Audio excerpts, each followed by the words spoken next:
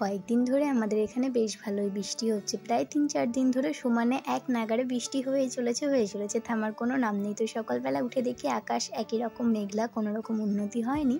তবে বেশ ভালোই, 2 দিন ধরে যা গরম পড়েছিল তার মধ্যেই বৃষ্টিটুকু হয়েছে বলেই একটু রক্ষা। আর সকালবেলা উঠে প্রথম যেটা কাজ থাকে, আমি আর না হয় বিভানের বাবা কেউ একজন গিয়ে পাখিকে খাবারগুলো দিয়ে দিই, তার কারণ ওদেরও তো খিদে পায়, ওরা তো আর বলতে পারে না। তো আজকে আমি দিয়েছিলাম, বেশিরভাগ দিন বিভানের বাবা পাখিগুলোকে খাবার দিয়ে দেয়। এরপর বিভানকে একটু আদর করে ওকে ঘুম পাড়ানোর চেষ্টা করলাম, তবে ও একদমই ঘুমালো না। তবে বেলা যেহেতু 1টা বেজে গেছে, এবার রান্না বান্না তো বসাতে হবে, তা না হলে তো খেতে লেট হয়ে যাবে। দেখলাম রান্না করতে করতে কোলেই ঘুমিয়ে গেছে। এরপর আমি ওকে বিছানায় দিয়ে কেবল একটু কড়াইয়ে তেলটা বসিয়ে এসেছি, আর তারপরই হঠাৎ শুনতে পাই যে বিভান কান্না শুরু করে দিয়েছে। কি আর করবো, তখন ওকে কোলে নিয়ে গিয়েই রান্না করব। তবে যেহেতু মাছ ভাজবো তো গায়ে গরম তেল পড়লে গাটা পুড়ে যেতে পারে, সেই জন্য ওকে আমি নিচে একটা বিছানার চাদর পেতে বেশ কিছু খেলনা দিয়েছিলাম। ওর খেলনা বলতে বাটি, চামচ, কাপ, এই সমস্ত কিছু দিয়ে মাছগুলোকে প্রথমে ভেজে নিয়েছি। এই মাছগুলোর নাম কি আমার তবে মনে নেই এখন। তোমাদের যদি মাছগুলো নাম যদি জানা থাকে তাহলে আমাকে অবশ্যই তোমরা কমেন্ট করে জানিও। আমি ভুলে গেছি মাছগুলোর কি নাম, আর আমি সব রকম মাছ চিনি না। লবণ হলুদ মাখিয়ে কড়াইয়ে সর্ষের তেল গরম হলে তাতে মাছগুলো ভালো করে ভেজে নিই। তারপর আমি একটু কালো জিরে আর আদা জিরে এক সাইডে রেখে দিয়েছিলাম।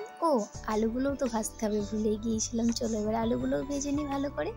আলুগুলোকে একটু ব্রাউন হলে নামিয়ে নেব। আর আজকে বানাবো এই মাছটা দিয়ে আলু এবং বড়ি দিয়ে তরকারি। আর নামানোর আগে দিয়ে দেবো কিছুটা ধনেপাতা, তাহলে রান্নার স্বাদ আরও দ্বিগুণ বেড়ে যায়। এই অর্ধেক রান্না করতে করতে দেখি বিভান খুব কান্নাকাটি করছে, জল মল ফেলে একাকার করে দিয়েছে আর নোংরার দিকে এগিয়ে আসছে। তো রান্নাটা কিছুক্ষণ বন্ধ করে বিভানের সঙ্গে আবার কিছুক্ষণ খেলা করে বাইরেটাও একটু ঘোরার জেদ করছে। তবে বাইরেটা যেহেতু বৃষ্টি পড়ছে আর ঘোরালাম না। এরপর এক এক করে ওই বড়িগুলোকে একটু ভালো করে ভেজে নেব, তা না হলে বড়িগুলো থেকে কাঁচা গন্ধ বেরোতে পারে।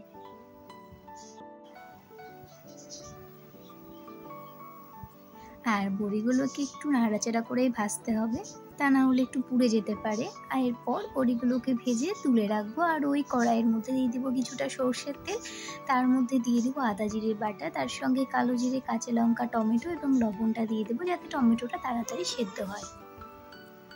আর ততক্ষণে দেখি বিভানের দিকে একটা গন্ডগোল পাকিয়ে বসে আছে। সেটা হচ্ছে রান্নার পর যে কালো জিরের কৌটোটা আমি ভুলে গিয়েছিলাম ঢাকনাটা লাগাতে, আর ও কালো জিরেটা ঢেলে ফেলে দিয়েছে।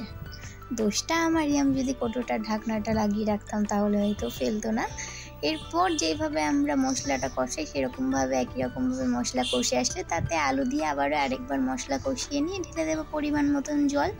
জলটা আমি একটু বেশি দিয়েছি, তার কারণ বড়িতে যেহেতু জলটা টেনে নেবে। আর এদিকে বিভানের খাওয়ারও সময় হয়ে গেছে, সেই জন্য আমি মাছ, বড়ি, আলু সমস্ত কিছু একসঙ্গে দিয়ে দিয়েছি। রান্নাঘরের অবস্থা আছে এখন বর্তমানে কিছুটা এরকম। আর এদিকে পেয়ে গেছি বিভানের খিদে। তো এবার আমি রান্নাটার গ্যাসটা একটু বাড়িয়ে দিয়ে ঝোলটাকে ফুটতে দেবো আর বিভানকে খাওয়াবো।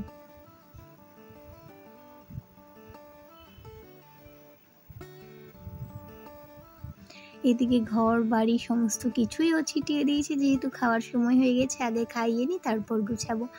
বিভানকে একটু সেরেলাক বানিয়ে খাইয়ে দিয়েছিলাম। তারপর এদিকে এসে দেখি ঝোলটাও প্রায় ফুটে তৈরি হওয়ার মুখে। তো নামানোর আগে কিছুটা ধনেপাতা দিয়ে নামিয়ে নিলেই তৈরি হয়ে গেছে।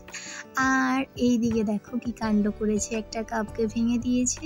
এরপর রান্নাঘর সমস্ত কিছু পরিষ্কার করে নিয়েছি।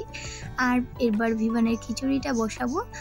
তারপর এখন বাজে বিকাল 5টা মতন। এবার আমি আমার ভাত নিয়ে বসেছি। আমি যেহেতু মাছের ঝোল খেতে খুব একটা পছন্দ করি না, সেই জন্য আমি ঘি, লবণ আর তার সঙ্গে আমার জন্য 2টো মাছ ভাজা তুলে রেখেছিলাম, সেটা দিয়েই খেয়ে নেব। আজকের ভিডিওটা আমি এখানেই শেষ করছি। যদি ভালো লেগে থাকে তাহলে লাইক, কমেন্ট, শেয়ার করতে ভুলো না।